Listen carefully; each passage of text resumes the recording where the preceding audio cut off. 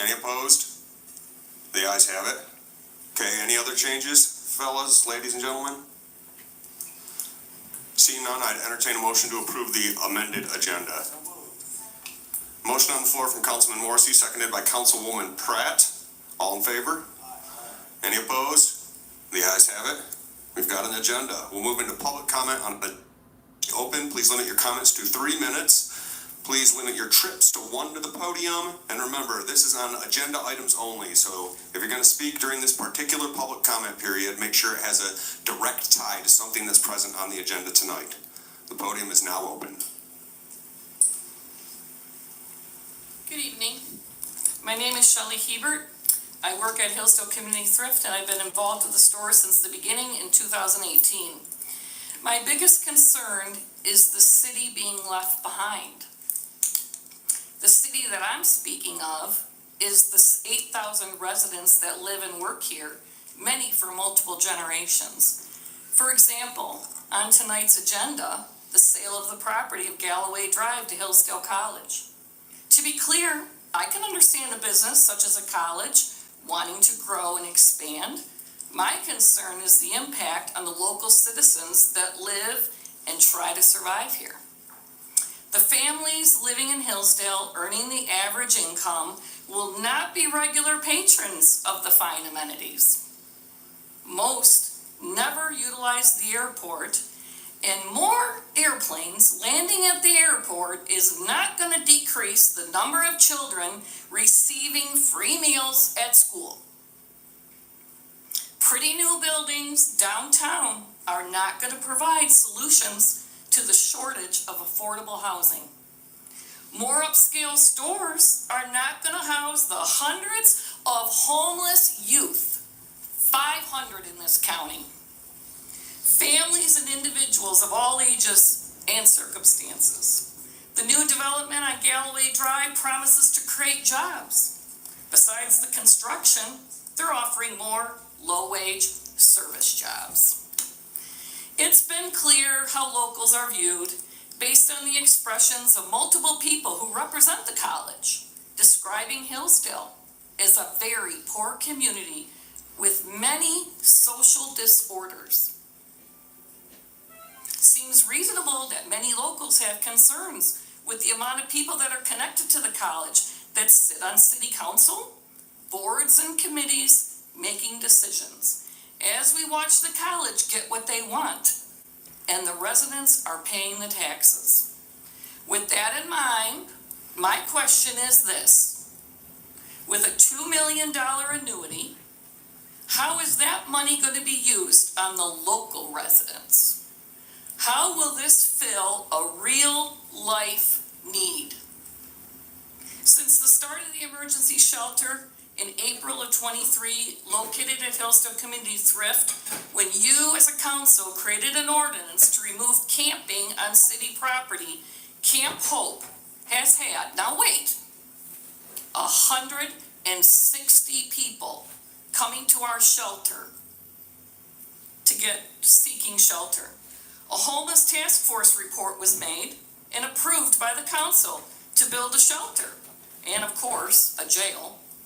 Let's focus on a shelter because alone, Hillsdale Community Thrift can no longer afford to support the residents of Hillsdale struggling with homelessness. We can no longer do it. That's right, we feel alone. Very alone. We have a wonderful support from community with donations and local businesses, but we need help from this city and other agencies. The local nonprofits and agencies that are overworked and underfunded in this community are struggling and will continue to struggle without the city taking on income levels, all income levels into consideration. All income levels. To conclude, I restate my concern of this council's intentions of supporting the local residents with the same support given to the residents of Hillsdale College. Thank you. Thank you, Shelley. Any more public comment on agenda items? Good evening, Council. Andrew Gelzer, Ward 4. I'm here speaking to, under new business, item F, the Kiefer Hotel Oprah Amendment request. This past Monday, or a week ago from today, council members and TIFA board members had the opportunity to go and tour the building, the work site, see the progress that they've made, the challenges that they've overcome. They then asked for their promissory note to be extended to December. After the progress that we saw, we unanimously moved to change the date to April 15th. They're working hard, and they're making a ton of progress. And this is the point in the project where support is needed, encouragement is needed. And if there's any questions on how TIFA handled this, I'm here, happy to answer any questions. Thank you. Thank you, Drew. Any more public comment regarding agenda items?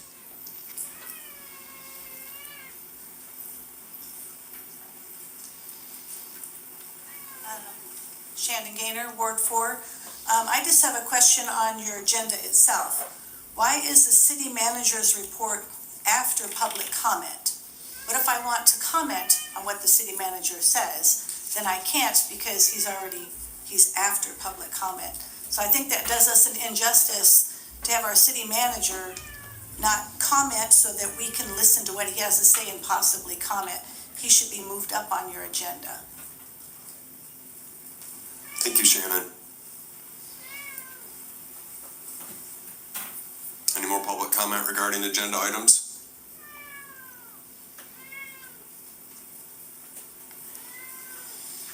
I would like to speak about the transfer of the resolution for the obsolete property.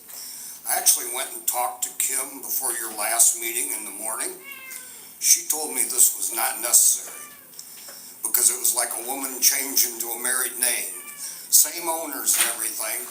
I said, yeah, but they've sold the property to another LLC. Maybe it was only $1, but they still sold it. She said, well, it wasn't necessary, it didn't need done. So what a surprise it is to see this on the agenda that says it has to be done. So, and the other question I have is, so 42 Hillsdale has not been paying their fair share of taxes on that property because they did not have the obsolete property resolution. So they've been basically stealing off the taxpayers, not paying their fair share of that. Then the thing is I wanted to talk about was the property on the college is after. In the consideration in line 5, it talks about, it says that the agreement, the college agrees to make a payment to the city within 90 days of approval of the vacation of the Summit property, and it gives the amount there. Then in A it says the lump sum payment will be made, and it doesn't say a word about Galloway Drive. So how much are they paying for Galloway Drive? This says what they're going to pay for Summit. Doesn't say a word about Galloway Drive, which that's more power to the city, so maybe they'll get twice as much money. So,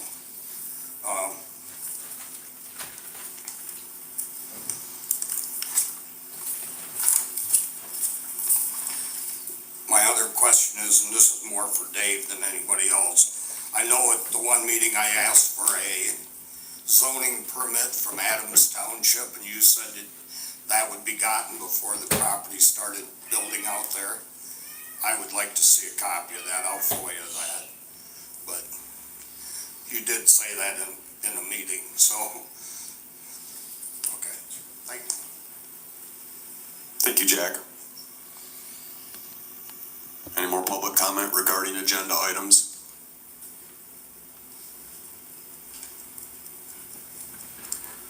Seeing none, we'll close the podium and we'll move into the consent agenda.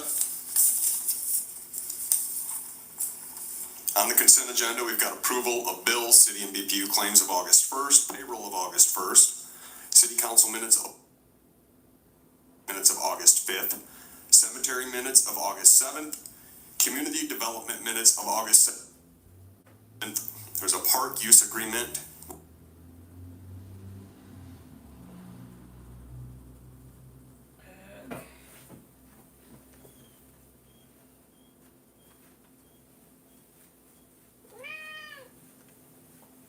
BPU water meter order, BPU Eaton C2SXD electric meter purchase, BPU deed grant text message notification system, and BPU wastewater treatment plants Hillsdale Service Pump 1 VFD. Any discussion on any of these items in the consent agenda? Seeing none, I'd entertain a motion to approve the consent agenda. Motion on the floor from Councilman Morrissey, seconded by Councilman Veer to approve the consent agenda. May I have a roll call, City Clerk? Councilperson Palladino? Pratt? Sharp? Soha? Stuchel? Veer? Wolfram? Mayor Stockford? Yes. Councilperson Morrissey? Yes. 9-0 approved. Thank you, Katie. We will move into communications petitions. Item letter A, airport operational discussion, and I see Ginger here. Is this what you came for, Ginger? Very good. Well, good evening, council members and mayor. My name's Ginger Moore. I'm the airport manager in Hillsdale. And I hear a lot of buzz about the airport here and there because we have been doing some great upgrades lately. Because we do have a whole different clientele than we used to have when I was out here in 1963 when it was built. That was all a bunch of small little airplanes. The airport was buzzing. It was a great economic driver for the city then, and it's still a great economic driver for the city now. It's just gone into a different way that all aviation has been going towards, which are the big jets. Now the jets bring in an awful lot of money to this community. You might not see it being handed over to us at the airport, but it brings money into, let's say, Myers, Ritz-Craft, the college. They then hire people who then make money off of the money that's been brought in. We're the front door to this beautiful community. And a lot of people see this for the first time and decide, I think I'm going to move my business there. I have 2 new tenants. Both of them chose Hillsdale because of the airport.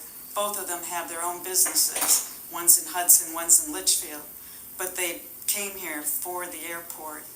And we are what's called a public use general utility airport, which means we do local air transportation, meaning with, people have their own airplanes. We service commercial airplanes that come in.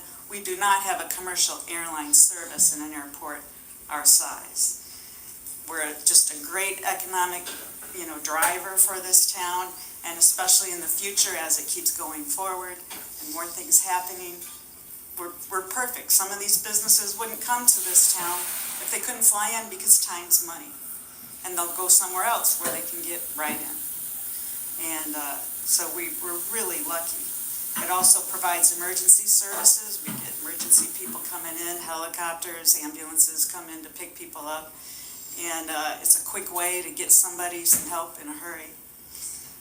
We also have pilot training. Right now, pilots are scarce. There's so much flying going on, it's hard to get enough pilots. We do have a flight school that is renting space from us, just a little office space plus a hangar.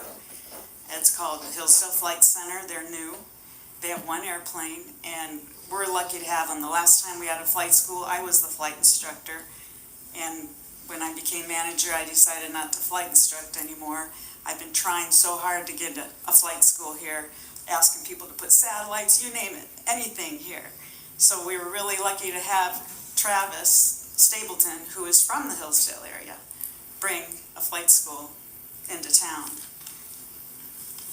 Airports, of all sizes, they require to meet a lot of Federal Aviation Administration regulations. And maintaining an airport requires a lot of investment. The FAA then provides grants and entitlement money to the airports to help them keep up with the improvements that they need to do, and with us to be able to handle the weights of the type of aircraft that come in now and the pavement, it has to be constantly taken care of. And we have to maintain the grounds to keep the trees down, because you can't have trees growing around an airport. That takes a lot of work right there. I'm lucky I've got Stephen Boyd, who does an amazing job out there. So, once again, I can't stress enough what an economic, driver this is for the city of Hillsdale. I remember the last city council hearing that they wanted to know about fees at an airport. The little guys under 6,000 pounds, which are most of the single engine, smaller 4-seater, maybe 6-seater airplane, we do not charge them to land. And if we did, they'd go away. It's just, all the airports agree that would happen. They use 100 low lead fuel, which we sell at the airport. We only sell about 8,000 gallons of 100 low lead a year. We don't make as much money on that. It's because it's very competitive. The little airplanes will go somewhere else if they can get it cheaper. Where the jets are where we really make the money, because the jets are coming here for a certain purpose. They're not shopping around for fuel. They're coming right into Hillsdale. And so with that, we do have fees for the larger commercial aircraft. For single engine turboprops, it's $50 to land, but we waive that fee if they buy at least 50 gallons of fuel. For multi-turboprops, they get a $100 landing fee, or we waive that with 100 gallons of fuel. With jets between 12,000 and 30,000 pounds, which are the smaller jets, we charge them $200 to land, or waive it with 200 gallons of fuel. Jets 30,000 and up, it's $400 to land, or 400 gallons of fuel. We also have call-out fees of $100 an hour if they come in after our hours and we have to have someone there, so that pays for their wages.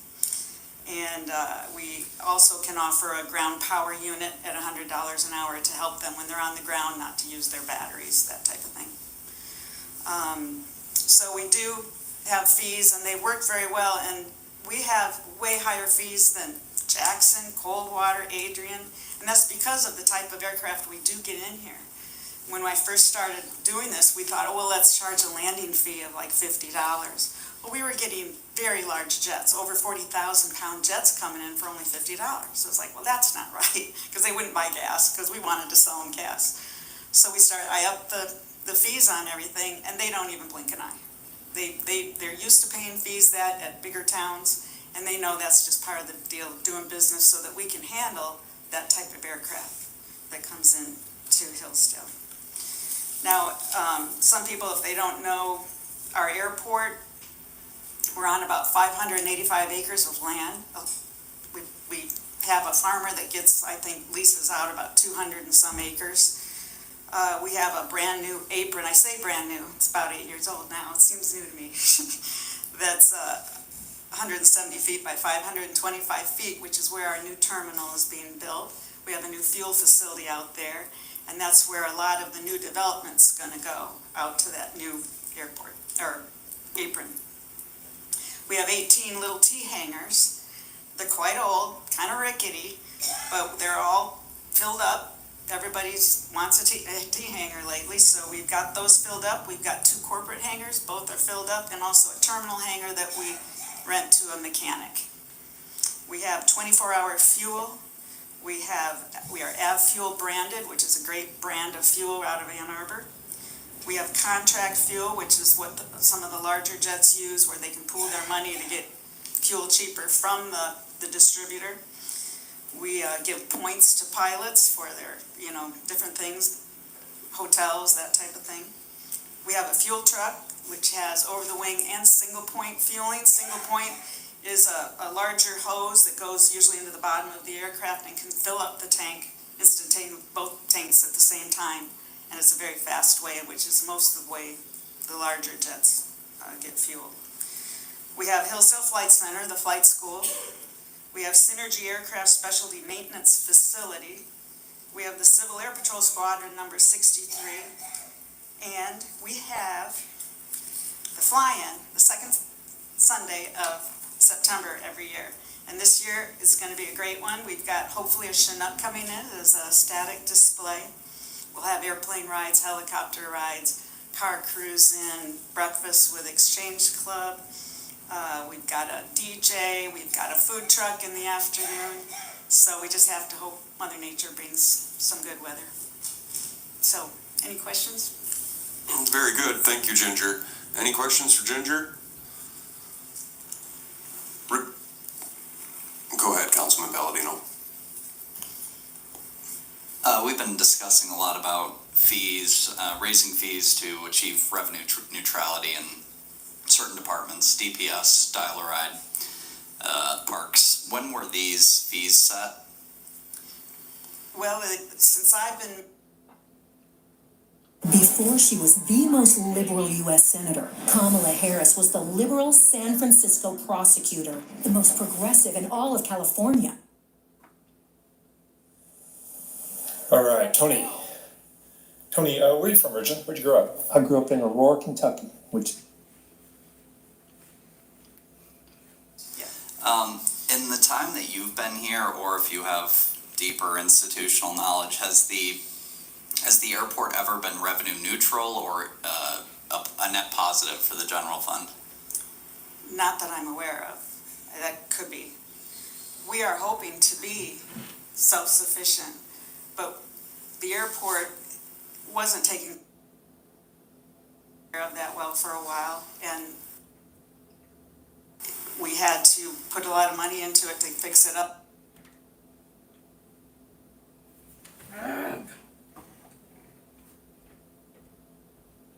Be able to be self-sufficient. Okay, and do you have a plan mapped out for that? A plan, like a year, like what Yeah. year, I think, Yeah. no, I don't. Okay.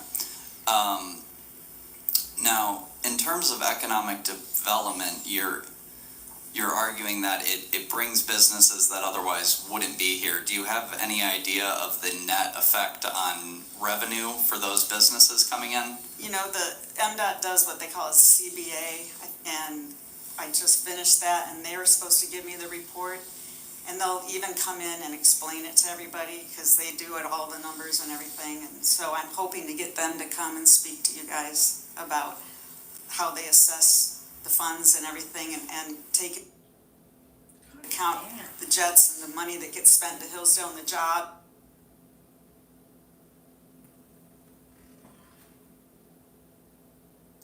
Decades potentially, it would be nice to have at least some evidence that we're not simply transferring wealth to corporations that want to move here to utilize subsidized airport services. Thank you very much for the presentation. Any more questions? Councilman Sharp? Ginger, I want to thank you for what you're doing. I want to thank Jason Walters, what he did. Before that, the airport was just ignored. It sat there. It was an embarrassment. You guys have made great strides. It does bring jobs into this community. Myers is a prime example of it. And we got to get in the 21st century and stay in the 21st century. We can't go backwards. And the airport is part of that growth and development. We don't have an interstate in this county. We have the airport. And it does bring people in, because I can hear those jets flying over my house a lot. Thank you. Councilman Beer? Ginger, quick question. What's the time frame for the new terminal? The new terminal should be finished probably late spring, early summer. Okay. And a follow-up question. For the acreage that currently the airport has, are there any plans? You were saying that you're completely full of your T hangars and your other sources. Yeah, we're completely filled.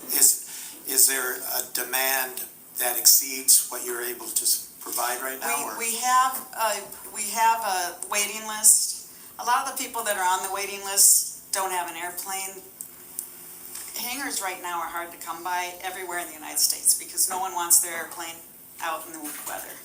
So all of a sudden, it seems like even the older airplanes, they want to put in a hangar. So a lot of people, when they're even thinking about buying an airplane, they want to see if they can get a hangar first. So they get themselves on a list. And so far what I found is when we have a vacancy, I'll call down the list, and there may be 4 or 5 people, and sometimes none of them are ready. there's always someone calling though that says, hey, do you guys have a hanger? And it's like, yeah, we do, and great, there you go, you got one. So as soon as they come available, we're pretty good at. Are there any plans to build additional hangars? Well, the plans are to build new T-hangers out on the new apron. They're beyond, just north of the new terminal that's being built. But it's hard to get funding for T-hangers because they're a revenue maker. So oftentimes it's hard to get grants for something like that, although we're talking with MDOT to try to get something. Hangars have become a lot more expensive to build than they used to be, so the price of renting a hangar would go up substantially from what we've got now. Okay, thank you. Councilman Palladino? Do you have a rough estimate of the breakdown of college use of the facility, hospital, emergency services, private recreational? I don't even know what the major categories would be, but do you have an estimate there? Well, what I've estimated is the college, not the college itself, but their customers are about 65 to 68% of the jet traffic that comes into town. So the rest would be kind of divvied up between some of the others. I mean, we do get a number of light flights that come in, especially if the hospital already has a helicopter there or something, another one's coming in, that type of thing. But there's a lot of smaller businesses that come in. I know everyone keeps saying every time there's a jet out there, oh, is that Pat Sajak's jet? Everybody thinks this is Pat Sajak's airport. Well, he only comes twice a year. He's not even on our top 5 biggest customers. So, and one of our biggest customers isn't related to the college at all. Okay, if the college has such an institutional tie to this, 60 to 70% of the use, have we ever approached them and said, look, if this is worth it to you, can you cover this gap in the general fund, this $100,000 plus per year, because you're getting the lion's share of the usage? Oh, yeah. They've been contacted many times. Any more questions for Ginger? Ginger, regarding giving the pilots an opportunity to purchase fuel in lieu of the landing fee, have you found that to be a big incentive in purchasing fuel? Oh, yeah, because if they have time, sometimes they're just doing a drop off and take right back off, and they don't want to take the time to get fuel. But what would you rather do? Get $400 worth of fuel that you're going to use, or pay $400 and get for nothing? Absolutely. So it definitely drives the jet fuel sales. Awesome, great idea. Any more questions? Sorry, last one. Is the flight school purchasing fuel as well from our facility? Okay, so that's why the rent. And they have a T-hanger as well. Okay, because I think they were charging, what, $120 an hour for a lesson? $29. For the airplane alone. That didn't include the instructor. Okay. So it seems like the revenue would allow a rental price of far more than $250, but they're using the services which are contributing to the revenue. Okay. Okay. Any more questions for Ginger? Thank you, Ginger. Thank you. Okay, we'll move on in communications petitions to item letter B, Hillsdale County Commissioner update. Commissioner Ingalls. Thank you, Mayor, Council, City Manager. At our next Board of Commissioners meeting, we will authorize the Material Management Planning Notice of Intent. This will mean that we are writing our plan locally rather than having the state of Michigan write Hillsdale County's material management plan. It's quite an involved process. The deadlines are coming quickly, and by statute, what we need to do to accomplish our material management plan. And our next item on our to-do list is the notice of intent. And so we will do that at our next meeting. In addition, we will have discussion on a road work in Lewis Emery Park. We're hoping to overlay paved roads in that park. And that's my information for today.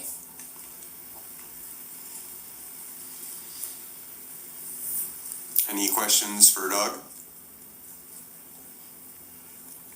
Emery Park? Yes. Talking to Drain Commissioner, you're gonna lose those waters out there. Yes. I mean, go out and look at it. It's very, very low. Yes, there's been conversation with, Yeah, I Matt talked to him, I'm not getting any results, and Yeah. those rearing problems are gonna go away. You can have nice paved roads, you're gonna have big mud puddles. Somebody's gotta look at that. Yes.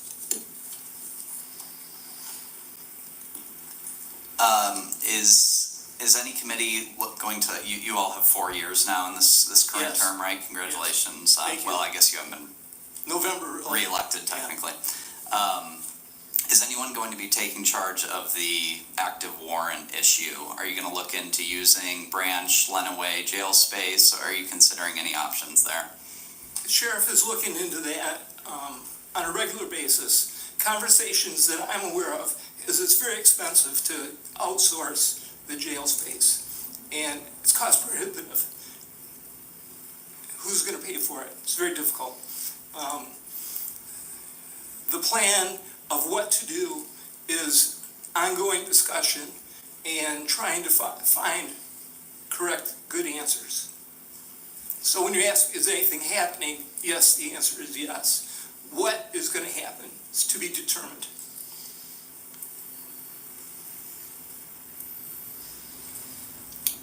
Any more questions for Doug? Thank you, Doug. Thank you. Okay, we will move into communications petitions, item letter C, which was these two pictures in Mrs. Stock's park of, well, it appears to be a tent. Would you,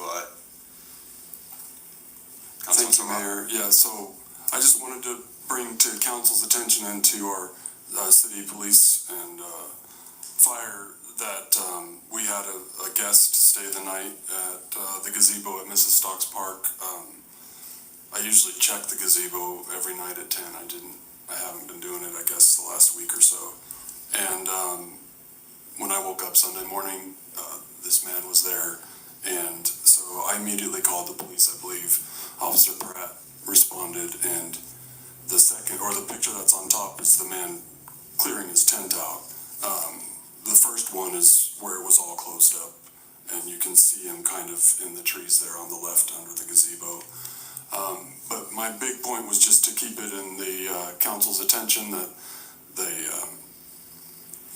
park gazebo is being utilized quite frequently again this summer by people who stay from open to close, and more so than last year. And this because of the ordinance we passed that was spoke about. I just want to make sure that the ordinance is enforced, and I wanted to encourage the police department to use the gate and patrol the park every night. I would appreciate that, and my neighbors would appreciate that, one of whom is here, because of the man spending the night there. I think if we don't pay attention to it and keep it in the forefront of our thought and in the public mind, it will grow, especially with the challenges that were alluded to during public comments at the Hillsdale Thrift. Mr. Mayor. Yes, sir. In addition to that, we've been very, let's just say we've been turning a blind eye to our own ordinances with what's happening at Hillsdale Thrift. Because technically there is a ordinance against camping on permanent camping on property in the city, even on private property. So, I could put up a tent in my backyard for my kids to enjoy at night, but they couldn't live out there. So in the tent, according, and Mr. Mackey, could you bring that to next meeting, what that ordinance is? And then, so, if what's happening at Hillsdale Thrift does fail and ends in those,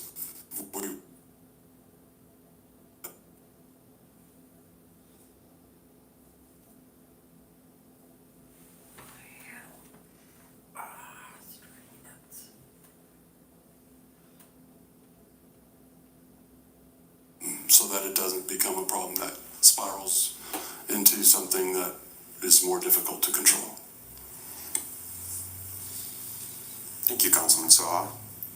Any more comments regarding this item?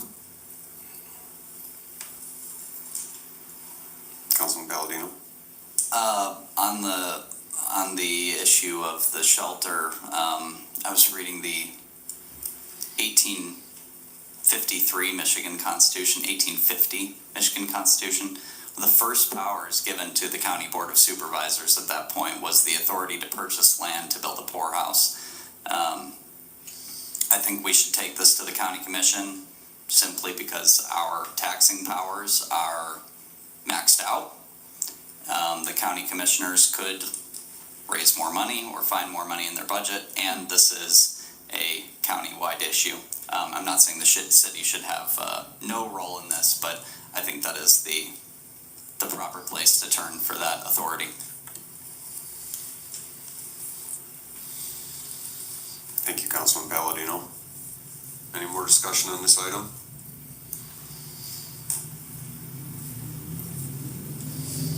Okay.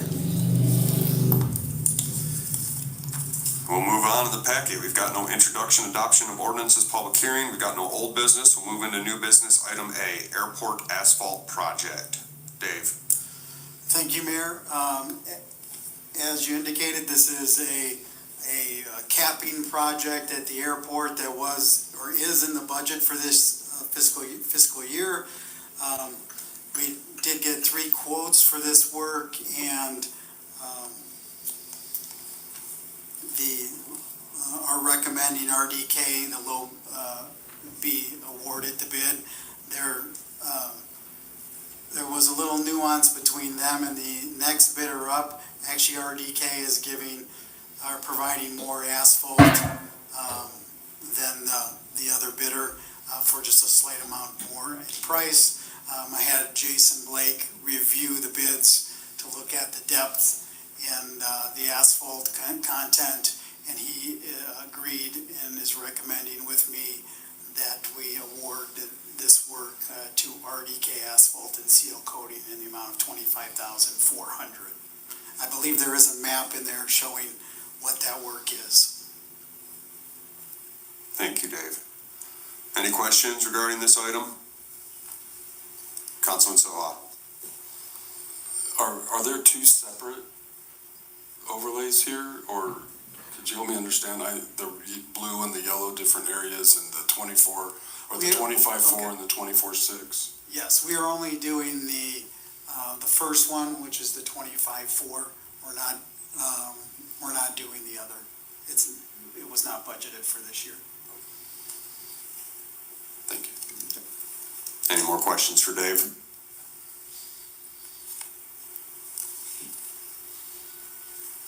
Do I have a motion motion on the floor from Councilman Sharp, seconded by Councilman Soha, to award the airport's asphalt work to RDK's Asphalt and Seal Coating in the amount of $25,400. Can I have a roll call, City Clerk? Councilperson Sharp? Yes. Soha? Yes. Stuchel? Veer? Yes. Wolfram? Mayor Stockford? Yes. Councilperson Morrissey? Yes. Palladino? No. And Pratt? That's 8-1 approved. Thank you, Katie. We will move on to new business item letter B, Dow Hotel Expansion Development Agreement. Dave, yeah? I need our city council's advice on this matter. I no longer work for the college. I retired 9 years ago, so I no longer receive a regular salary from the college. We don't get, retired professors don't get pensions from the college, so the college, we get what it amounts to a 401k. It's not that, but it's similar.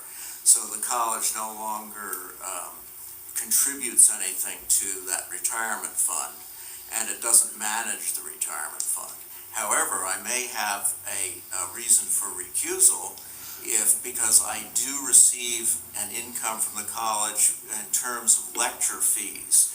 I participate in 3 summer lecture programs at the college. So my question is, should I recuse myself from this matter? Under the state. Stupid YouTube.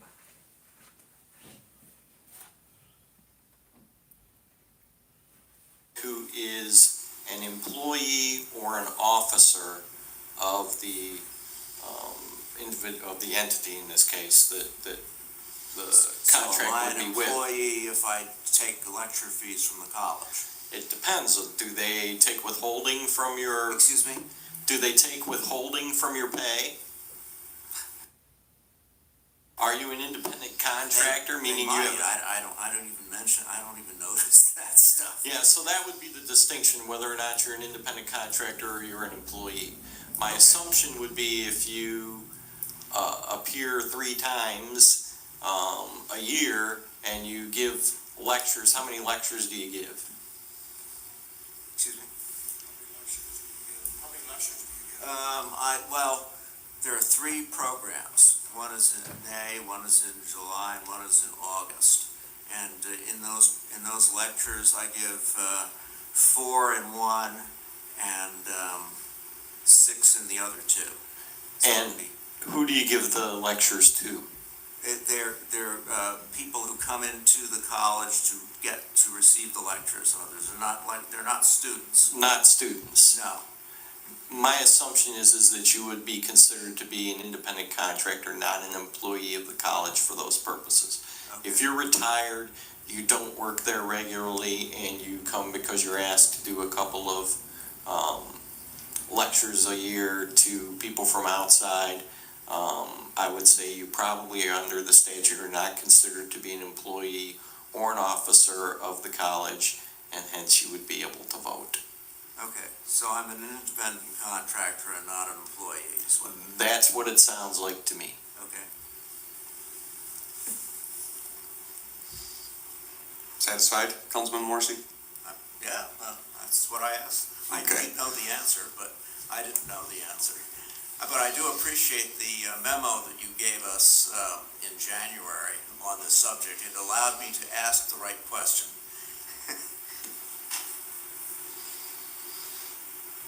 Thank you, Tom. All right, let's move on here. Dave? Thank you, Mayor. We do have representatives from the college that are going to give a brief presentation about this project, talk about the project, what it consists of, and the impact that they've found through their studies that it will have on the community. In my summary, I put just some highlights. They're looking at constructing a 158-room hotel, conference center, and dining facility north of the main campus, north of the Dow Center. The project would require vacation of a block of East Galloway Drive and a small portion of Summit Street. In consideration for this, the city would receive $300,000 paid in $100,000 increments and a $1.7 million endowment set up at the Community Foundation for Essential City Services. I would envision that council would set what essential city services mean. And I refer you to the section that Jack McLean referred to earlier. The Community Development Committee of the City Council is recommending the full City Council review and approve the draft agreement.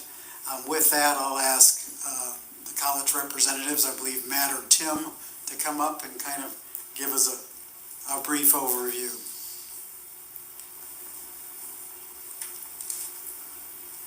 Hello, my name is Matt Hazelton. I'm speaking kind of on behalf of the operations team that's planning on running the hotel.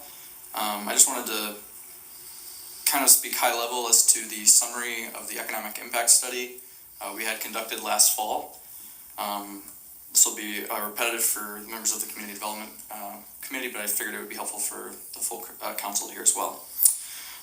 So with the help of an outside economic firm, we conducted an economic impact study last fall, and we found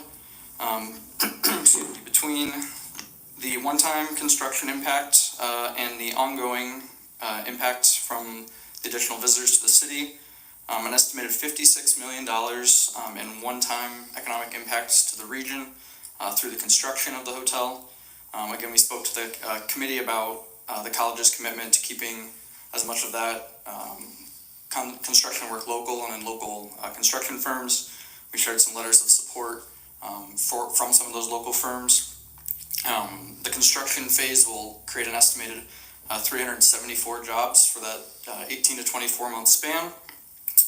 And then obviously the question that we're all asking long term is what will the impact be going forward?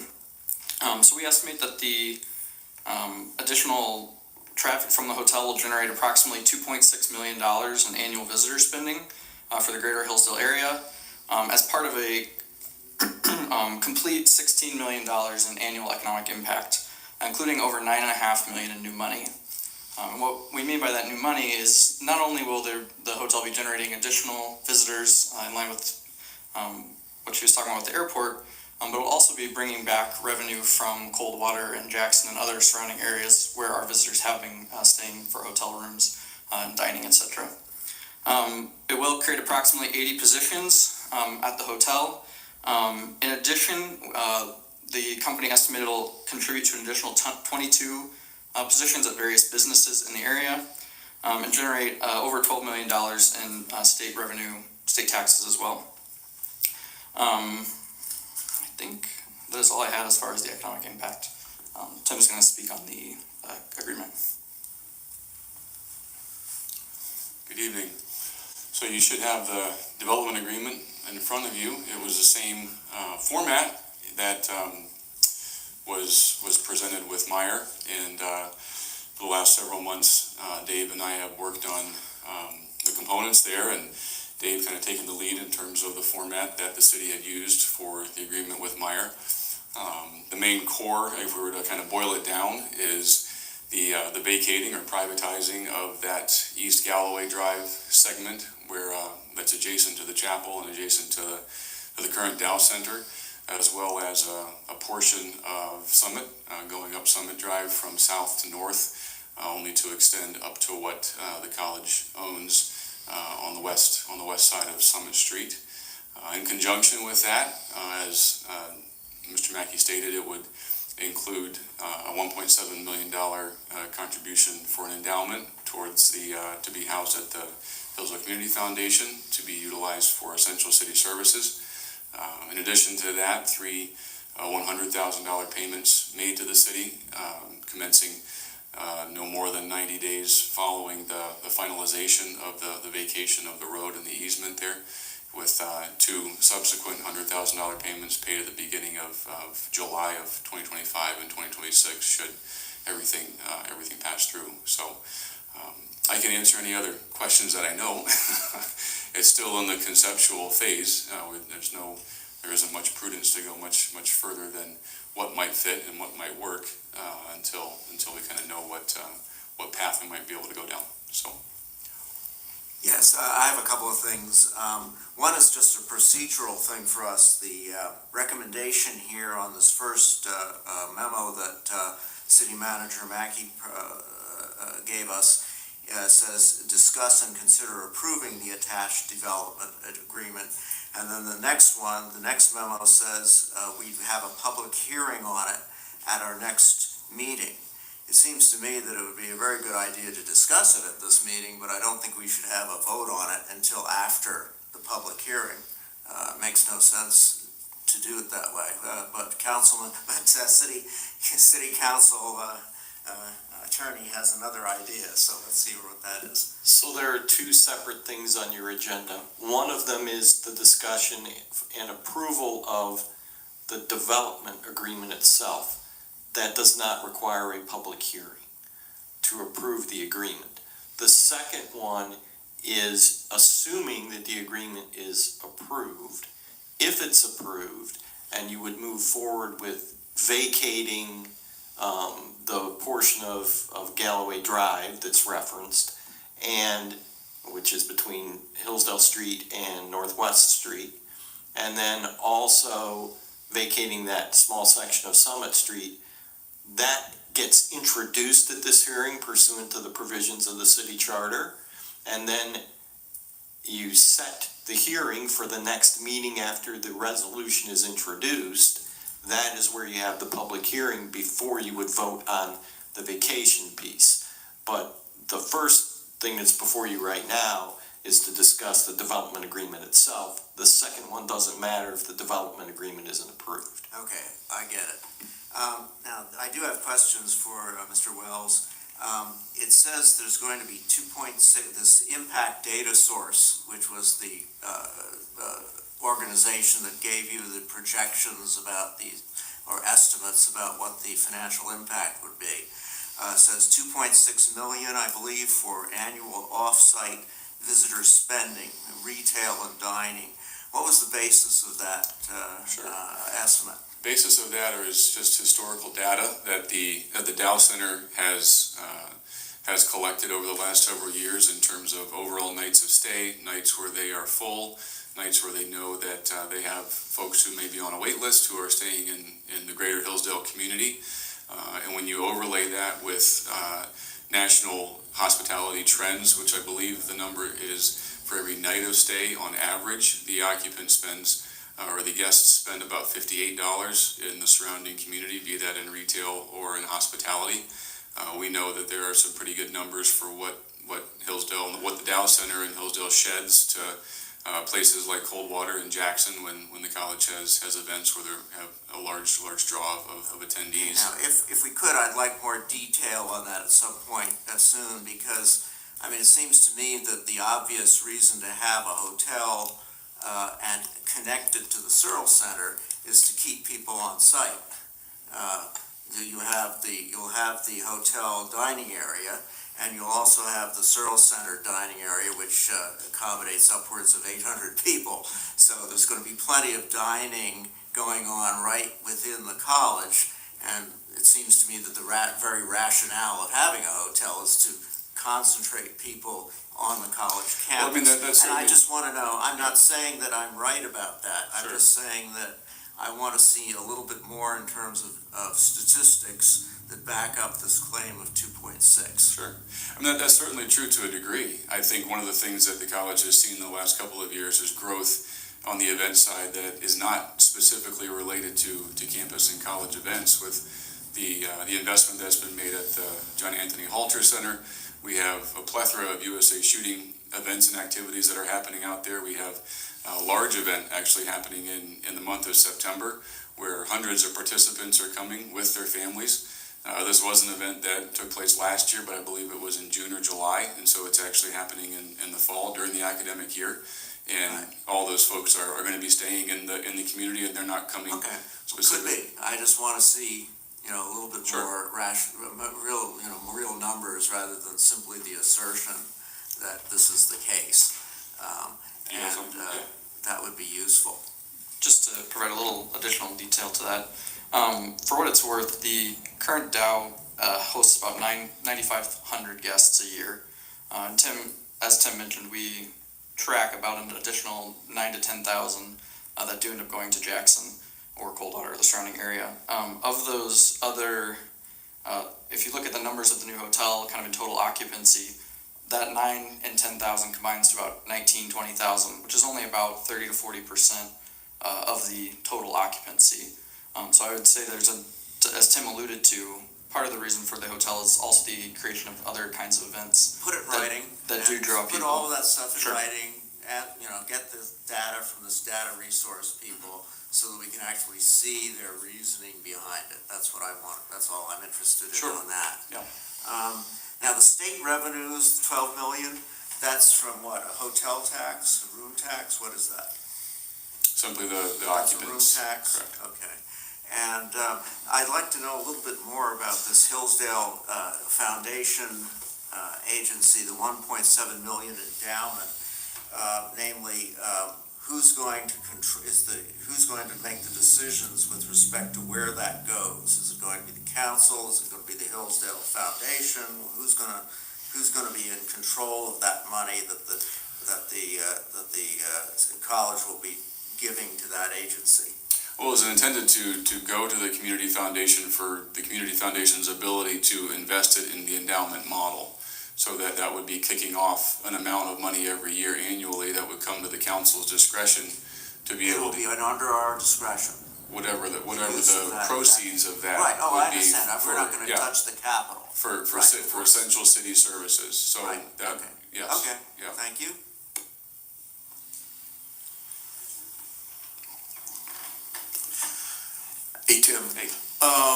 completion date, are we spitballing 27 or 28? If things go That's a the way great they should. question. So, I would think it would be at least a 30 to 36 month project to do the right way. This is kind of phase one of what would be required as if we are to partner with the city in vacating the roads necessary and the easements. Then I believe the next step, and I would defer to Mr. Thompson, but the next step is we have to get this approved by the court. And I don't have a timeline in terms of how long or short that might take. But if that's the case, then we would start the architectural firms on the design drawings, and that is approximately 6 to 9 months. But that would also leave time per the agreement for the necessary infrastructural improvement that's necessary for the utilities to take place, and that happens at the city's direction and discretion. However, there are no city funds that are utilized for the necessary utility improvements and alterations. That all comes and is directly paid by the college. And then construction would be able to commence after that. Okay, I think it's a needed thing. It is. I'm just worried about hopefully we'll get some more growth and more restaurants in this town, because we want people not only just to eat up there, but we'd like to have them come downtown and go out to the center of the shooting center. I go out there quite frequently, and it's nice out there. I see the growth and expansion that's going on out there, so I know what you're talking about. Everything I see, it looks good, and I think it's a win-win for everybody. Thank you. Yeah, I think this sets a really positive precedent, so appreciate it. Councilman Soha. Hi, Tim. Thanks for coming out. Appreciate you. Just 2 questions. Is this going to be considered part of the college's mission for education, or will it be on the tax roll? It is considered a missional component. Yes. Okay. And then I figured that. I just was curious. Then the second question is, are you going to have a restaurant, a sit-down restaurant that's outside of? Sure. Yeah, so right now the hotel is comprised, as Matt mentioned, of we're still settling on the final number, but they've spec'd out 155 to 158 rooms. It would include a fine dining restaurant. It would also include additional ballrooms. One of the things that we've seen growth of, at the college is a desire to have it as a host site for weddings. And so I know there are several weddings that take place there, every year. And in addition to, corporate Christmas parties and other events of that nature. So it would provide additional hospitality space for things like that as well. So.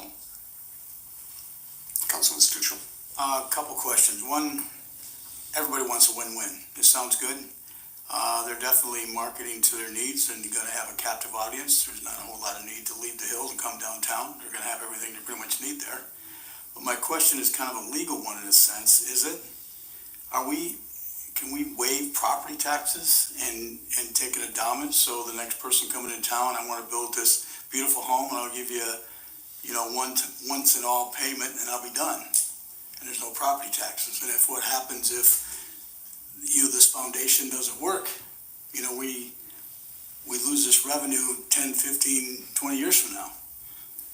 Is it legal to barter with property taxes for another payment? Is my first question. Tom, will you address that? Yes, you're not bartering for property taxes. There would be no property taxes because, as Mr. Wells just indicated, if it's part of the mission of the college, it is exempt from property taxes. Because we've had, in good faith, we've had townhouses built that were not going to go to the college. We had a building downtown Hillsdale, part of Tifa, that wasn't going to go to the college. And then we've lost those tax revenues. The only difference here is they're being as honest up front that they're not going to put it on the tax revenue. Well, yes, but if they were to build something else on the property that they own, that's part of their mission, this isn't them acquiring something, for the most part, that is already on the tax rolls. Galloway Drive is not taxed. Just so we understand, this is not a sale of property to the college. Galloway Drive and Summit Street are platted rights of way. So in their plat, what happens is if I plat a piece of property, which is I have this big chunk of property, I want to subdivide it so I can sell off lots to people.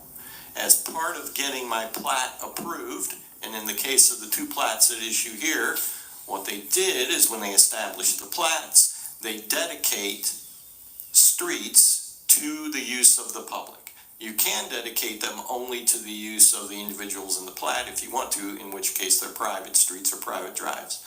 Here, way back when they did the Blackmar and BB edition and the E. Martindale edition, which are the two plats that are involved, they dedicated Galloway Drive, which I think was called Mechanic Street in the plat, and Summit Street to the use of the public. When they're dedicated to the use of the public, the municipal entity that has jurisdiction there can either affirmatively accept them, or if they don't say, no, we don't want to take responsibility for them, after a period of time, they become deemed to be accepted by the entity. So in this case, those two streets were accepted for public use by the city of Hillsdale. Back then it was a village. And when you accept them on behalf of the public, they become public rights of way. They are not owned by the municipality. The property is not owned by the city. The city has a right of way to use those, and the members of the public have a right of way to use those. But the cost to maintain them when you accept them becomes the municipalities. So what happens is when you vacate the street, you are in effect saying, okay, well, we accepted that dedication for use for the public, also accepting the responsibility to maintain it. When we vacate that, we are saying we're giving those rights to the public to use that back, but we're also giving up any obligation we have to maintain it. So that's what the vacation process is. And it doesn't mean, however, that the people who own property in those plats lose their rights to the use of that area. They still have an individual easement with respect to that, which is what Mr. Wells referenced, a court action. The only way that you can cut those off is by asking the circuit court to amend the plat to basically get rid of those. And there's a procedure that you go through to do that. So that's, if you read in the development agreement, the part where it says that the city, one, would vacate the public's rights, which allows then the college to ask the court to amend the plat so that those streets wouldn't show up anymore. And in that process, all of the property owners get joined. And the development agreement provides simply that the city would be agreeing, well, since we vacated it, we're not going to oppose that. That's going to be between the college and the court and any of the folks that have property in the plat that would be affected by the vacation. I hope that answers your question. Just in layman's terms for the public, nothing's coming off the tax rolls. Not a thing is coming off the tax rolls.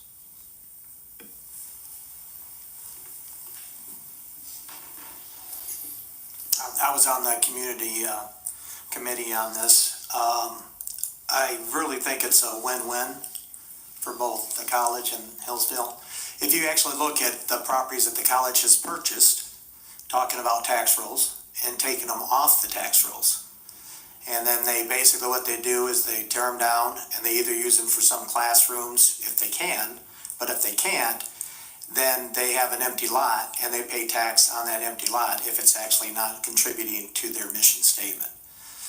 In this case, with us vacating Galloway Drive and Summit, a portion of Summit, the amount of taxes that the city is out of from all the purchases college for the most part in recent years, I got from the city assessor roughly works out to about $78,000 a year. With this agreement, the city's given up, I'm going to say, about 1/10 of the streets that they own that they're having issues with maintaining, and that's why we're doing the SADs. And the college is creating a $1.7 million endowment, community foundation, with 100,000 payments for the 3 years, and the purpose is to let that 1.7, hopefully at 5%, would grow to 2 million after the 3-year span is up. That would roughly generate very possibly 100,000 a year. So it's kind of replacing a lot of the taxes the city's lost out on with the college. It's being a good neighbor. It basically really quiets those in the community because of the divide a lot of the locals with the college have, that, well, they don't pay their fair share. But they can actually say now going forward that, yeah, well, yeah, we do. You know, we have an endowment that actually is contributing possibly 100,000. And my whole intention on that endowment would be that it would get larger and larger and larger. And which would help a lot of the the problems we have in addressing these issues. And again, it's up to the future councils to decide how that essential services fee, money should be spent. But I think it's a really win-win, and the college can basically say, hey, we're contributing to the city and the functions that they provide. So I really can't see anything wrong with this. I think going forward, it's being a good neighbor, and the college, I think, is returning that favor on the endowment. So I'm all supportive of it. Councilman Soha. Thank you, Mayor. I agree with Councilman Veer. I just wanted to express, and I meant to do this earlier, but my gratitude to the college for establishing an endowment. One of my fears, though, is that will it be established as an irrevocable trust or something that future councils can't dig into that principle and whittle it down so that it becomes nothing? We don't have to determine that tonight, but that's definitely something that I would appreciate. And is it council that would we be the fiduciaries that determine exactly how it's set up?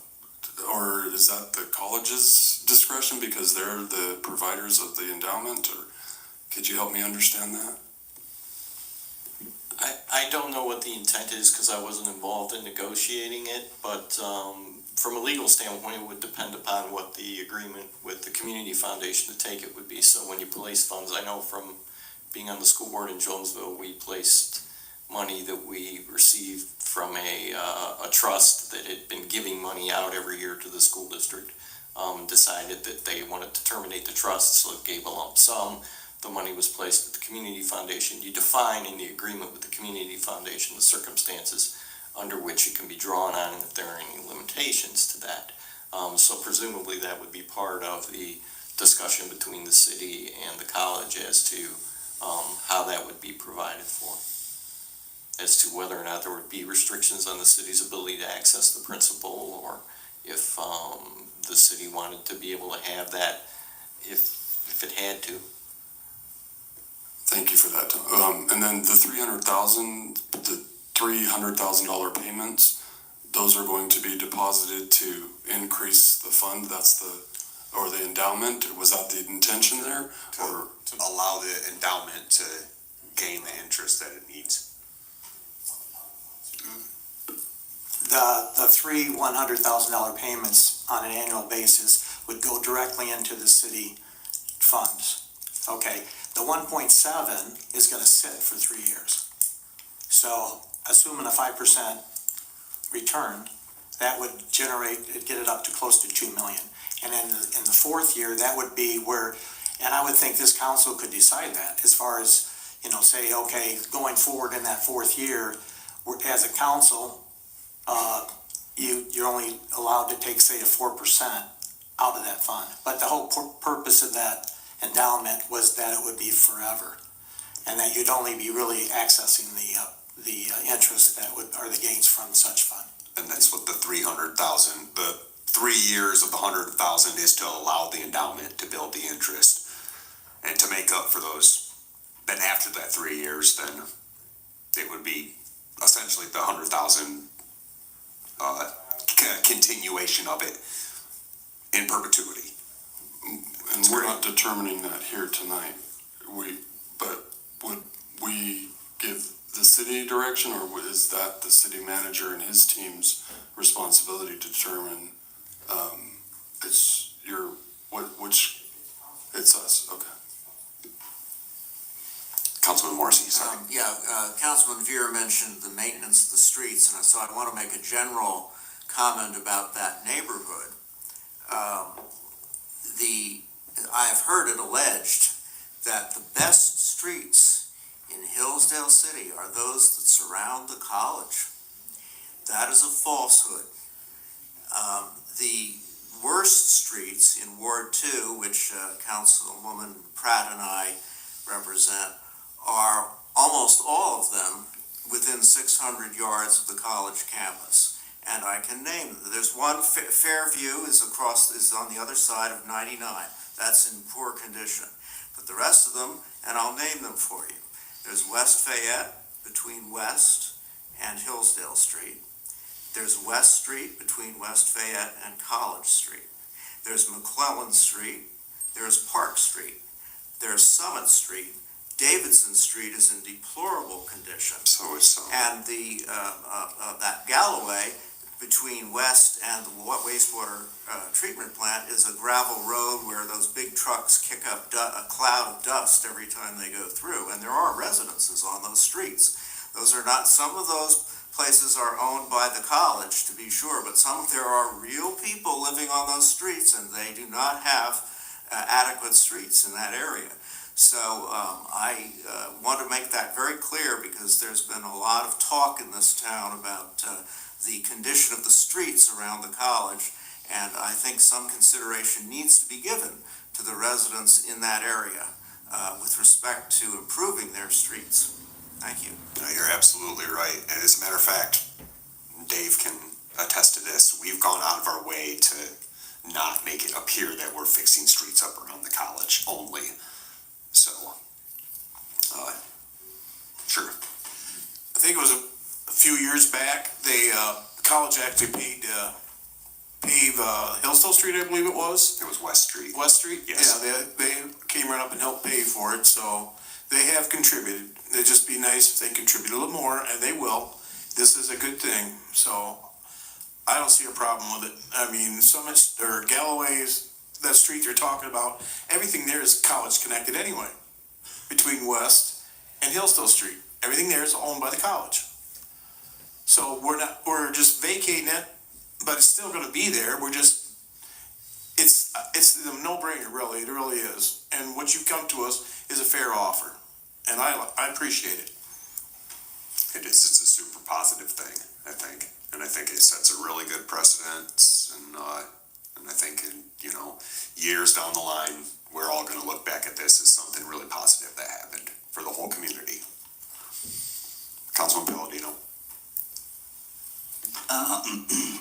There was a comment earlier, I think it was about total occupancy, about the 20,000 projected occupants. A number was thrown around 30 to 40%. What was that number? Yeah, so like Tim mentioned, it's current drawings point to a 158 room hotel, which I believe at 100% occupancy is 58,000 rooms in a calendar year. 1,000 is the kind of the known, based off current demand, that's the known demand, and that 30,000, 38,000 is the current gap. So 38, okay, so does it fill, so it's not close to filling all known demand? No. Or it's exceeding by 38,000? Exceeding significantly from the college, the known demand currently, yes, it's bigger than. Oh, wow. Okay, the question that, how does this affect the Kiefer House? Have you discussed with their team? Yeah, that was actually one of the first things we did back when we were envisioning this. I had a conversation with one of the representatives from the company in 2018, I believe in August, and they actually projected that their demand between the project with the Kiefer and the Dawn would create a net positive. They would exceed the capacity of the Kiefer, and they were coming to us kind of with a plan for how to put their extra people in the Dow, which is one of the things that really encouraged us to continue to pursue this. because in addition to far exceeding the college's own demand, they suggested that the college, or that they would contribute to additional demand as well. So. Okay. It sounds like what we're hearing is that there's gonna be far more rooms available than are necessary.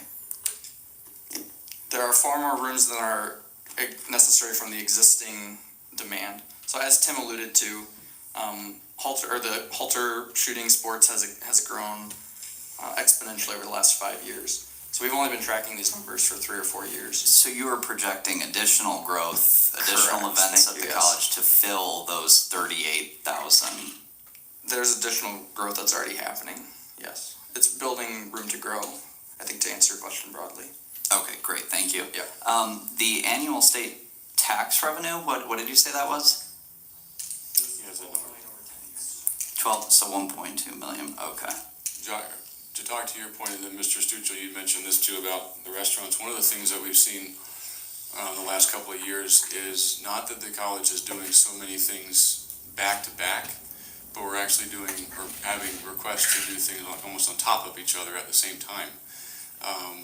And one of the things that was new this year is the representatives from the American Legion reached out to me about a year ago, and they had said right now we don't have a future home for the American Legion's National Rhetorical Competition, where they bring in all the state winners and they give their speeches and their families and whatnot. And so for the better part of 8 months, we worked on with their staff. We brought them up, on multiple occasions to tour the campus. Normally they're in big convention centers, and they thought this would be a great place that teaches the Constitution and loves that, and that's a theme that their organization, is all about and has. And so we were able to host them, on campus, and they were not charged, for that. But in conjunction with that, there was only one, and if I remember correctly, it was back in May, there was only one official meal event. I think we may have, had some lunches. There was only one time. So the vast majority, because they're all high schoolers, are coming with parents and friends and family, and may have had other opportunity. We actually were able to host, at their request, their air rifle championships in the Beerben Center just last month. And I think they were welcome to eat in the cafeteria if it's open. It's not open all summer. It's open when we have large groups, and they were welcome to do that. But outside of that, their things were kind of on their own. With the completion of Hayden Park, we're seeing a whole lot more. We're host for the Great Midwest Athletic Conferences, across country, and the conference is bringing their teams, here to stay. And I, in former life, was the assistant women's basketball coach at the college a long time ago, and when we would travel, we're staying in a hotel that's hopefully close to the game site, but we were going somewhere to eat all the time. And I don't know that that the restaurant is going to be competing for a lot of the team travel. But I guess we're doing a lot of things simultaneously, and what we're finding, and even just be able to have the benefit of the growth that we've seen over the last couple of years. It was an honor to get the call from Shay Dow, who called, one of the gentlemen who works for me, to say, I think we've outgrown the AG Church. Is there any way we could move Officer Butler's, funeral over to you guys? And we said, just tell us when. And for the better part of 3 days, we put everybody to work, to do that, when it was trying to do right by the family and the sheriff's department for hospitality, for food before and after. We did that, and plaster, and our AV teams were doing overflow in there, and our marketing guys did the video, and it was an honor to do it, and to have a place where we could do that. It was great. And so to be able to grow the facilities, it's truly, it's not. Anyway, I think there's broad benefit for those that want to come and use it, all the time. So, I'm sorry, John, Mr. Pelletti, you had a question about a number.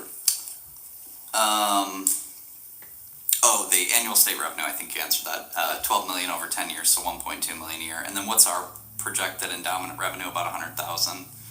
It would come in at 1.7 million, and we've tried to not assume anything, but let appropriate people know that this is potentially there, so no one is blindsided by the possibility of this.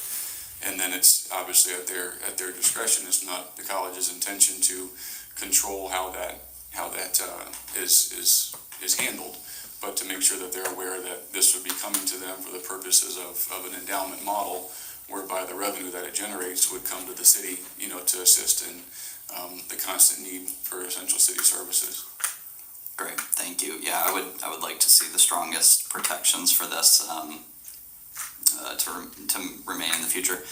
Was there any discussion in these negotiations about future properties being taken off the tax rolls? No, there was not. Okay. Yeah, one further thing I would like to see, and I think this agreement is good, would be that specifically in the downtown, the college agree not to take any more properties off of the tax roll. I would like to see the whole city, but the downtown is really key. Or if they do, that we have some sort of agreement that maybe, as Greg said, we have another one-time payment to contribute to this. I do think this sets a good standard, but I just want to make sure that the city's interests are protected in the long term as well. Thank you, Councilman Palladino. I was glad to hear Councilman Palladino raise the issue of the relationship between the hotel proposal and the Kiefer House, because for many years, and I was grateful for the answer that we received, because for many years I've heard the claim that the only reason Tifa and the city generally were interested in rehabilitating the Dawn and the Kiefer House was to serve college interests. As I pointed out to someone at one point, the college already has a theater, so it doesn't need the Dawn Theater. And now we see that, as a matter of fact, the business plan of CL Enterprises has nothing to do with the college, and that the college, in fact, has had for a number of years, evidently, the plan of having its own hotel. So the two are severed. Thank you. Thank you, Councilman Morrissey. Councilman Stuchel. Question for city manager. This model, could we use this if we brought in some business into town and out to the industrial park, instead of having them pay a property tax, they give us maybe $5 million endowment type, something similar to this? No, we cannot barter over the property taxes, but if we receive a donation or funds from a business or some other entity, it could go in this endowment. So this endowment, I'm talking when a brand new industry comes into town. Could you use this type of a model instead of a tax model, an endowment model instead of a tax model? Tom? The answer is absolutely no. Property taxes are governed by the General Property Tax Act. There is no other way other than that and some other statutes that allow you to tax for certain things to generate revenue for the city. So if it was a church, you could do it. The college can do this because their tax exempt anyway, because it's, right? So yes, and part of the, it's my understanding anyway, that part of the reason for this is part of the negotiation was that by building this larger facility, the college puts more of a stress on the city's ability to provide, as we've indicated, essential services, police, fire protection, in particular. Well, you're missing the point. Anybody could do it, Councilman Stuchel. You just couldn't do it in lieu of property taxes if you already have to pay property taxes. This is the alternative to the long talked about payment in lieu of taxes. So if a business comes in, they could make this type of an offer. Yeah, anybody could leave us in the city of Hillsdale an endowment with the community foundation. Yeah, but it would be a voluntary thing under most circumstances. The reason it is a point of negotiation here, as you indicated, maybe for another nonprofit. It's so they're not paying a property tax on these hotels. Yes. Well, no, they aren't going to pay a property tax on the hotels. If they built the hotel without this development agreement, they're not going to pay property taxes on it, most likely. Yeah, I realize that. Pardon me? So I got it.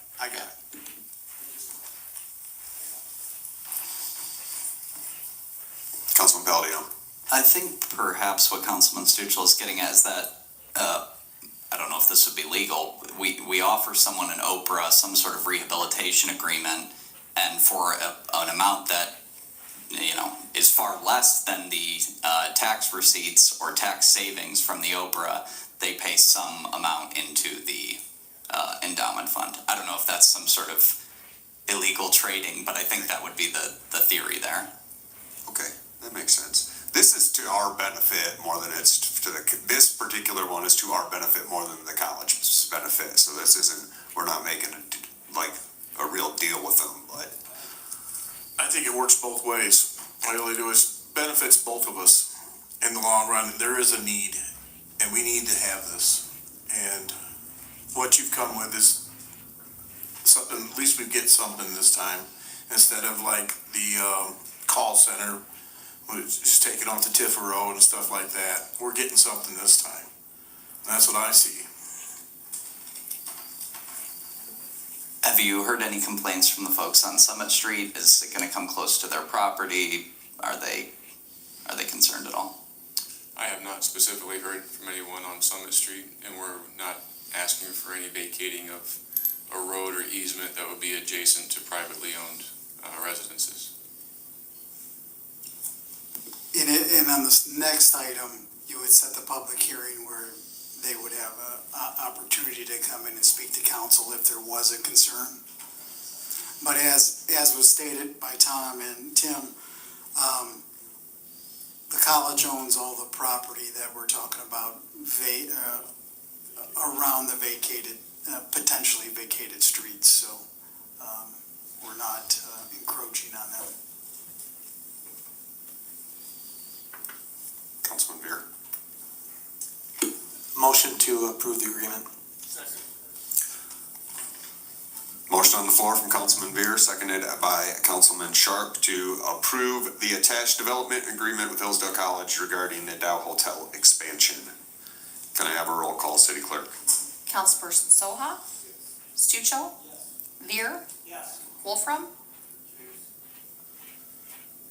Mayor Stockford? Yes. Councilperson Morrissey? Palladino? Pratt? And Sharp? That's it. 8-0. Approved. Thank you, Katie. We'll move on to new business item C, set public hearing for East Galloway Drive Summit Street vacation resolution. We just need to set the public hearing regarding this for September 3rd at 7 p.m. That would be the first meeting in September, our first meeting in September. Is there any? It would be Tuesday. Thank you, Councilman Sharp. It'd be the day after Labor Day. So moved. Motion on the floor from Councilman Soha, seconded by Councilman Beer to set a public hearing for vacating East Galloway Drive and South 203 of Summit Street for September 3rd. That's a Tuesday at 7 p.m. All in favor? Any opposed? The ayes have it.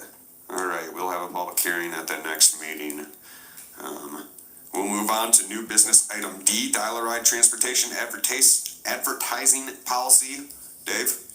Thank you, Mayor. I'm going to ask Sam Fry to come up. He's worked on the policy with the city attorney to get this in order. So I'll have Sam take this one. Thank you, Dave, and Mayor and Council. What we have before you tonight is just a policy to establish a set of standards and procedures when it comes to implementing our dial-a-ride advertising program that would essentially, protect us from, any or some legal liability that comes with, navigating the territory of what is acceptable and unacceptable advertisement in a public transit system. So that's the policy.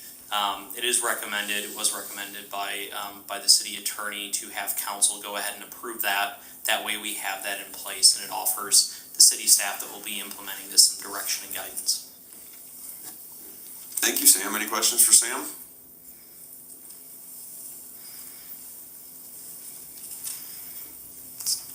Move to approve. Motion on the floor from Councilman Soha, seconded by Councilman Morrissey to adopt the attached dial-a-ride transportation advertising policy. All in favor? Aye. Any opposed? The ayes have it. All right, we will move on to item letter E, Oprah certificate transfer. Sam. Thank you, Mayor. So, as it was alluded to earlier in public comment, Marty Hubbard, who owns 42 Union Street, she filed, or basically they created a new LLC. All she is looking to do is go ahead and have the resolution that provides for the Oprah transferred over to the new LLC. The LLC 42 Hillsdale shares common ownership with Creative Constructs, Inc. So because a property transfer happened, we have to go ahead and basically submit a resolution to the state requesting that they transfer the certificate that was issued to Creative Constructs over to 42 Hillsdale LLC. So it would be no different than, if somebody else had bought the property, certificates can be transferred. In this case, the state is requiring a resolution for them to update their files.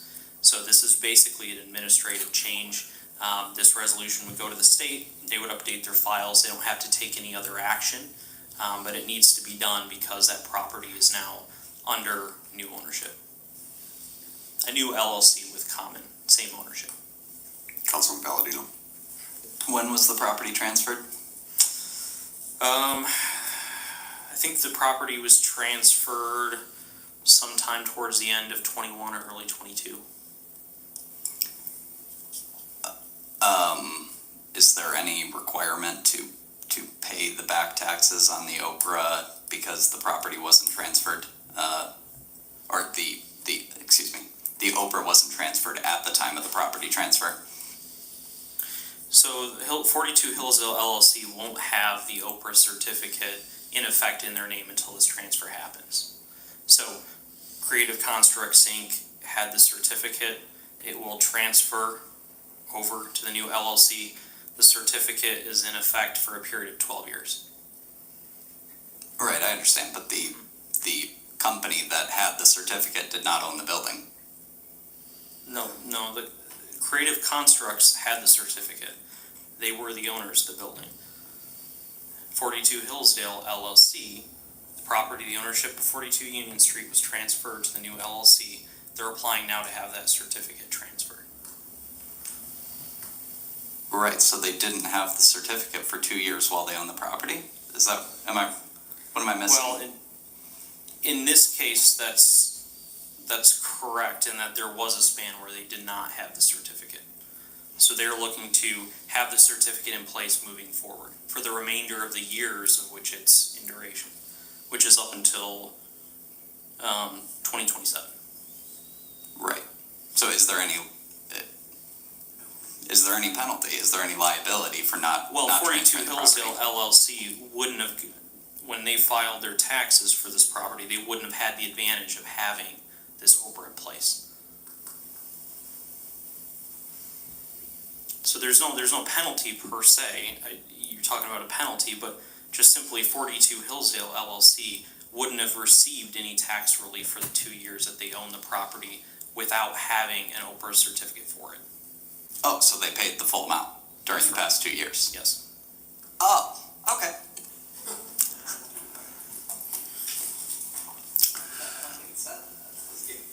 No, I don't think that distinction was made in there, but that's a good question. Yep. Any more questions for Sam? Move to approve the Oprah transfer.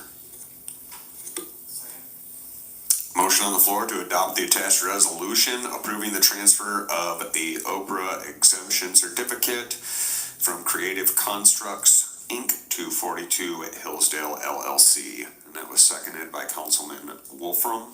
All in favor? Aye. Any opposed? The ayes have it. All right, we will move on. New business item F, Kiefer House Hotel LLC Oprah Resolution Amendment Request. Sam. So this is another Oprah-related matter. This one involves the Kiefer House Hotel. They recently submitted a letter to the city of Hillsdale requesting that city council amend the resolution 3372. That's the resolution that was submitted to the State Tax Commission for them to get the Oprah certificate. The reason they're asking us to amend that is because they have a new project completion date.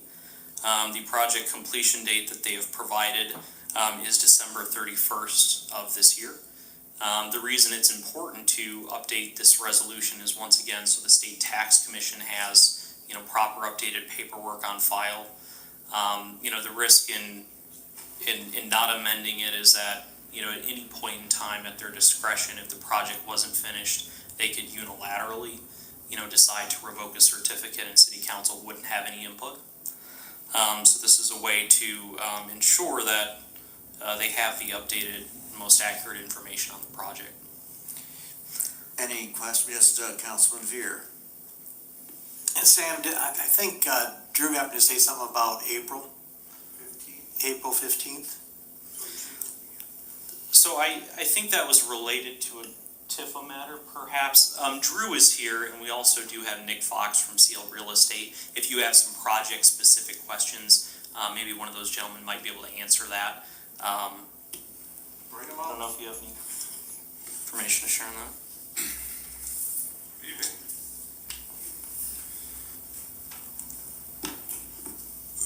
Is the December 31st, 2024 going to work for you, or do you need like to April, or? The definitions that we were going off was substantial completion. So that's the construction.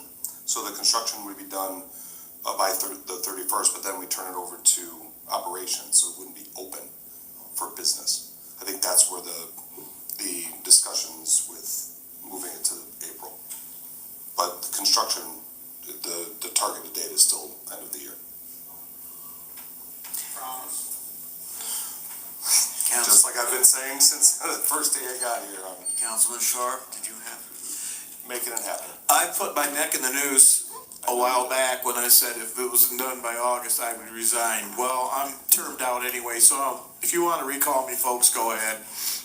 But by the time you get it done, I've been in that building, and Cindy and I went in there and took a walk through, and it's come a long ways. But you have to understand, when you're doing construction on an old building, and you're tearing out walls and stuff, you don't know what you're going to run into.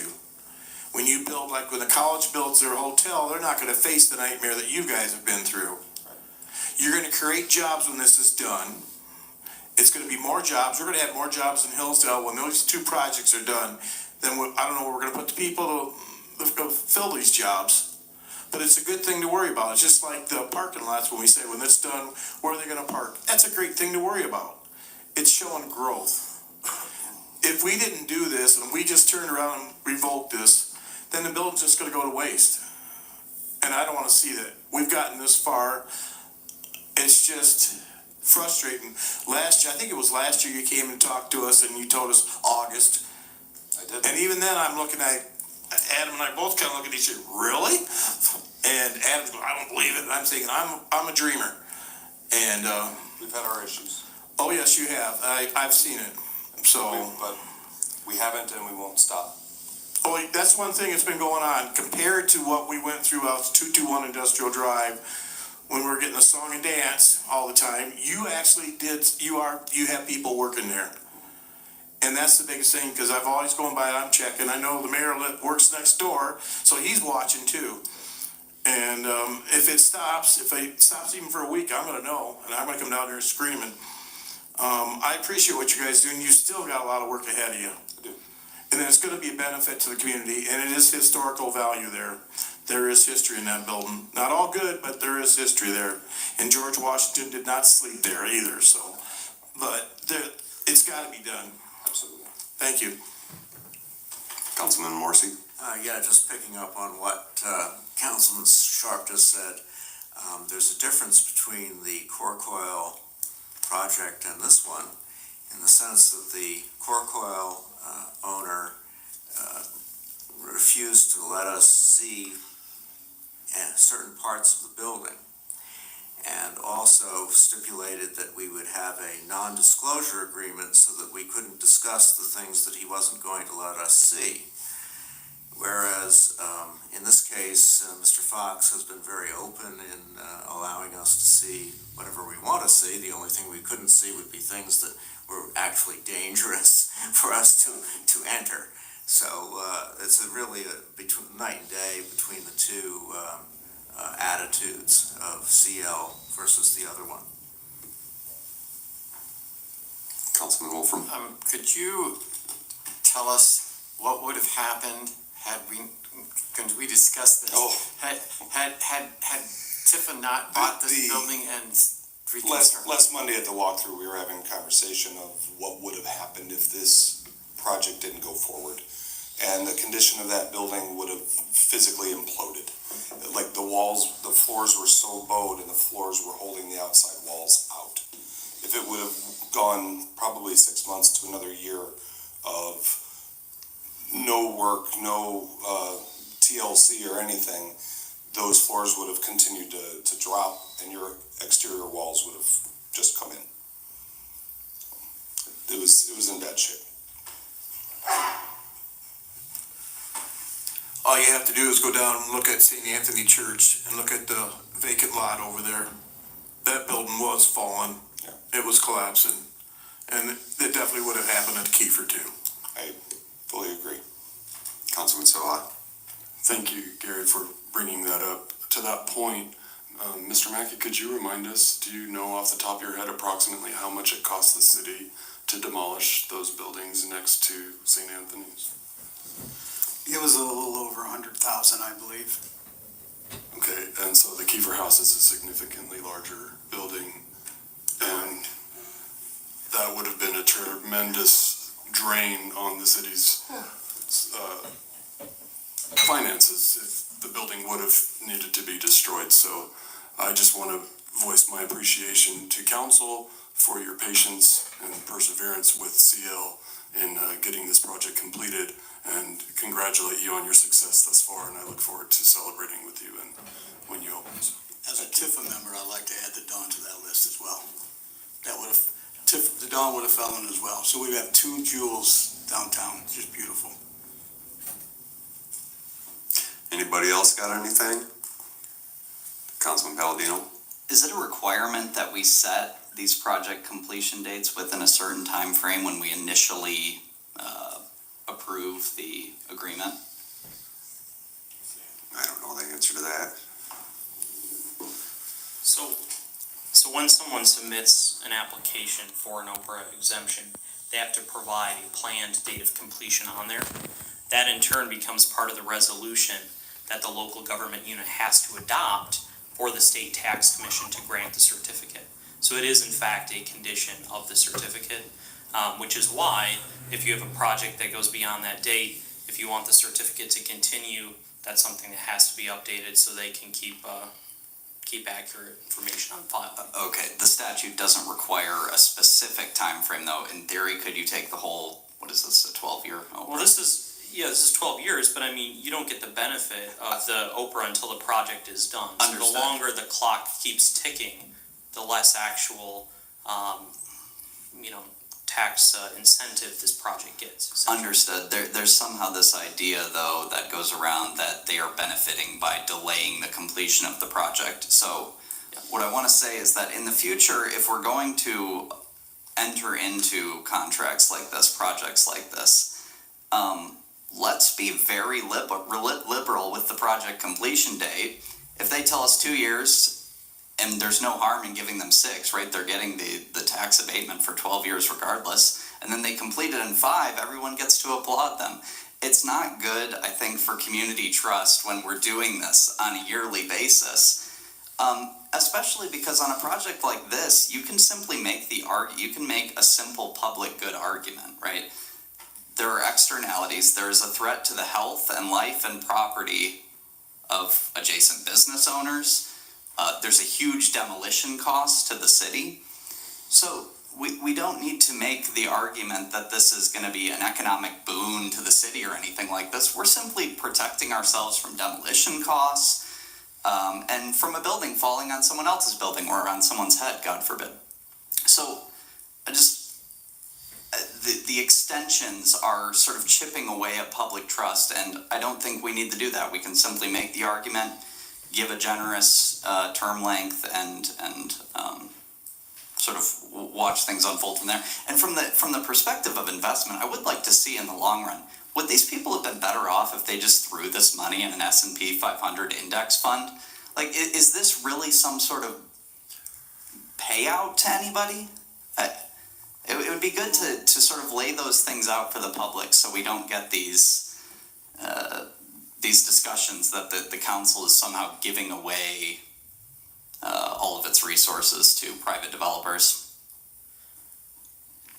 So I do want to make one comment, and it does, kind of answer your question about the project completion date. So that's not something that the city determines at the onset. The developer has to set that for themselves, and it's based on when they want this certificate to go into effect. So yeah, in some cases it might be in the interest of the developer to, have a ample period of time to complete the project, but I think it also depends on the difficulty of the projects and what you end up getting into. But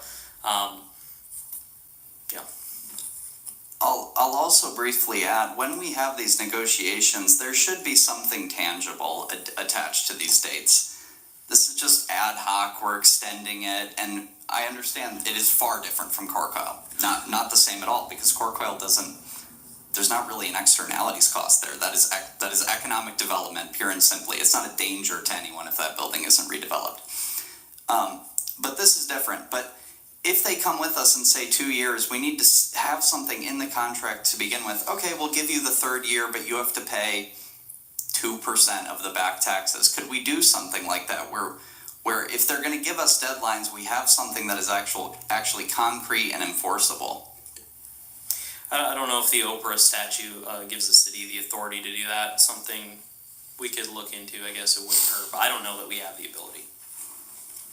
Tom, did you have an answer to that?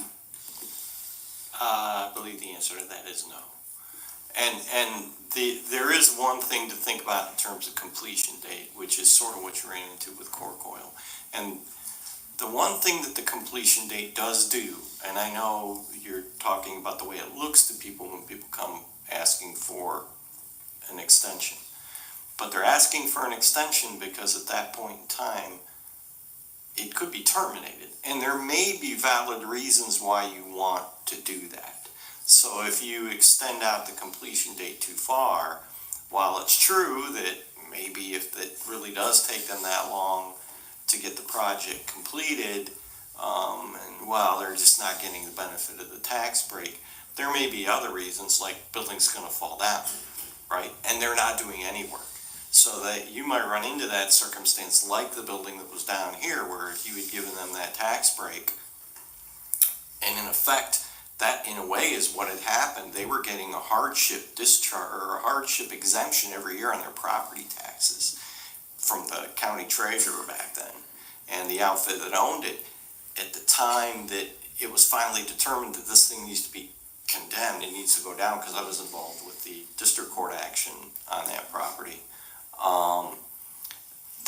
The amount that they owed in back taxes to the county was more than the building was worth. So, when you get that exemption, it's just a deferral. At some point, you got to pay those taxes, and it just kept building and building and building. So you can run into some of those unintended consequences that actually make the problem that you're trying to cure more likely to occur. So that's one of the things you need to keep in mind on a project-by-project basis if you do want to look at it that way. Could we include provisions that say things like, this will be automatically revoked if it is condemned? Or, could we write those things in so that we have more objective standards to judge the extension or revoking of these certificates?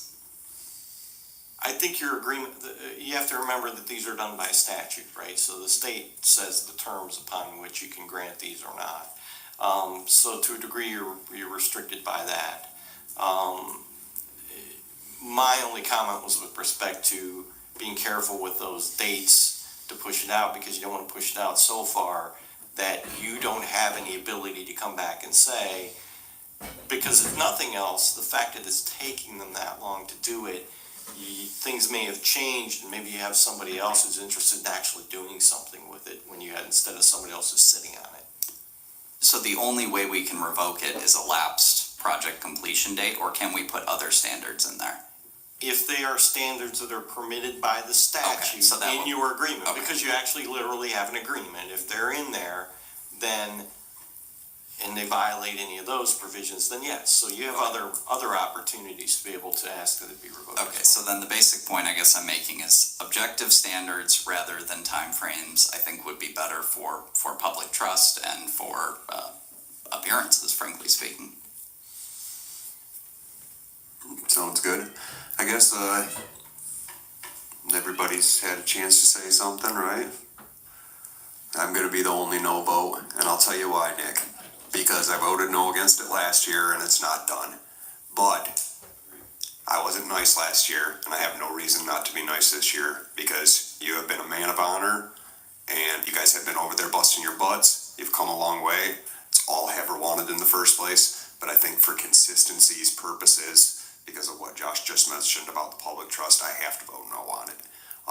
But I don't know if I can say this and get it across that I am in your guys' corner. And I look forward to the completion of it. I believe you when you say that it's gonna get done. Hopefully it'll be December. I don't know if it will be December or not, but I know that you'll get it done because you're on the project now, and I've seen the sort of man you are, and I've seen you hold your employees' feet to the fire, and I've seen those guys over there busting their butt, and it's very appreciated. So, Move to approve.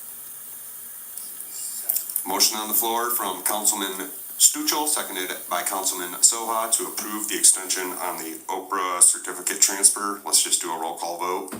Okay, Councilperson Beer, Yes.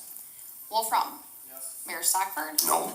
Councilperson Morrissey, Yes. Palladino, Yes. Pratt, Sharp, Yes. Soha, and Stuchel. Yes. Got 7 yes, 2 no, passes, resolution 3614.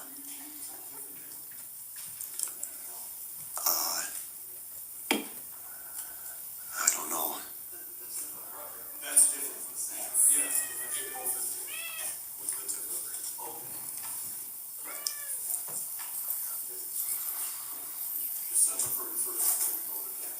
Okay. All right. Good work, though. I'm serious. Yep, let's get her done. Move on to new business item letter G, IBEW union contract. And May I make a motion, make this a closed, council? motion on the floor from Councilman Stuchel to go into closed session, seconded by Councilman Sharp. All in favor? Any opposed? The ayes have it. City Attorney? To go into closed session requires a roll call vote. City Clerk, can I have a roll call vote? You may. Mayor Stockford, Yes. Morrissey, Yes. Palladino, Yes. Pratt, Sharp, Soha, Yes. Stuchel, Beer, Yes. and Wolfram. All approved. Thank you, Katie. So folks in the public, we're going into a closed session for this union contract negotiation. I will let you know if you're still here in the building.